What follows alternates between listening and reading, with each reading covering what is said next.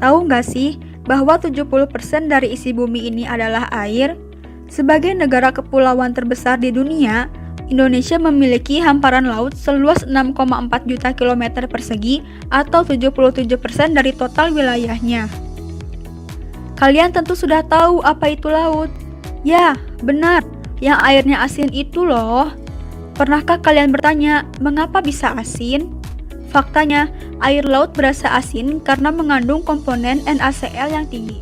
Tanpa kalian sadari, kita sering mengonsumsi NaCl dalam bentuk bumbu dapur, yaitu garam.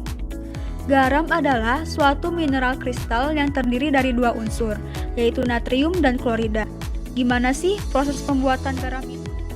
Pada umumnya, pembuatan garam di Indonesia dilakukan dengan cara menguapkan air laut dengan menggunakan sinar matahari dan sumber panas lainnya.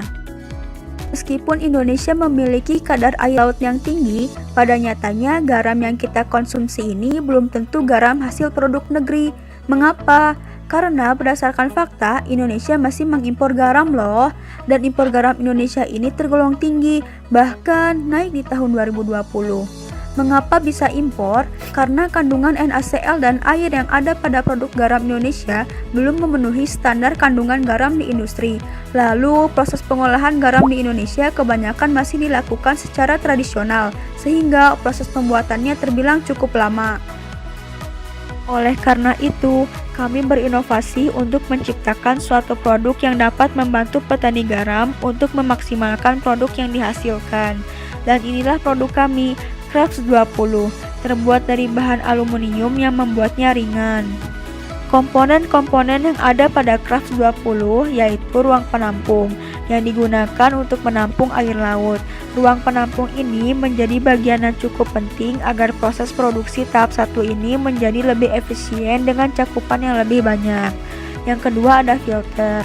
Ini menjadi komponen yang amat penting untuk tahap 1, di mana pada komponen ini memiliki peran penting untuk memfilter air laut dengan zat-zat yang tak ingin diproses lebih lanjut. Pada komponen ini, ruang filter akan diisi oleh kain katun. Hasil dari tahap 1, air laut yang telah terfilter akan dimasukkan ke dalam sebuah penampung yang memiliki konsep kerja seperti mesin cuci yang dimana ada pengaduk pada bagian bawah komponen ini. Alat pengaduk tersebut memiliki fungsi agar ketika dipanaskan pada oven khusus, kandungan garam pada air laut ini tidaklah mengendap dengan tetap dan dapat menyebabkan kegosongan pada satu sisi endapan garam. Bagaimana alat ini bekerja? Pertama, kita perlu air laut sebagai komponen dasar pembuatan garam dapur. Setelah air laut didapatkan, masukkan air laut ke dalam alat ini. Di dalam Crafts 20 ini, air laut akan masuk ke tahap pertama yaitu penyaringan.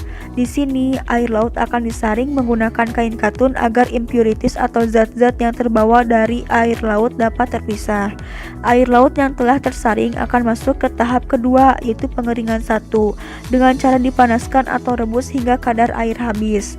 Setelah tahap pengeringan 1, garam solid akan masuk ke dalam tahap selanjutnya yaitu pengeringan 2. Garam solid akan dimasukkan ke dalam bilik yang telah ditutupi oleh plastik HDP dan dipanaskan dengan suhu yang tidak terlalu tinggi agar plastik tidak rusak dan garam siap dikonsumsi. Jadi, apa sih dampak dari solusi ini? Jika dilihat dari SDG, produk kita ini mencakup 4 poin. Dari SDG yang pertama yaitu poin ke-8 yang mencakup pertumbuhan ekonomi dan pekerjaan yang layak.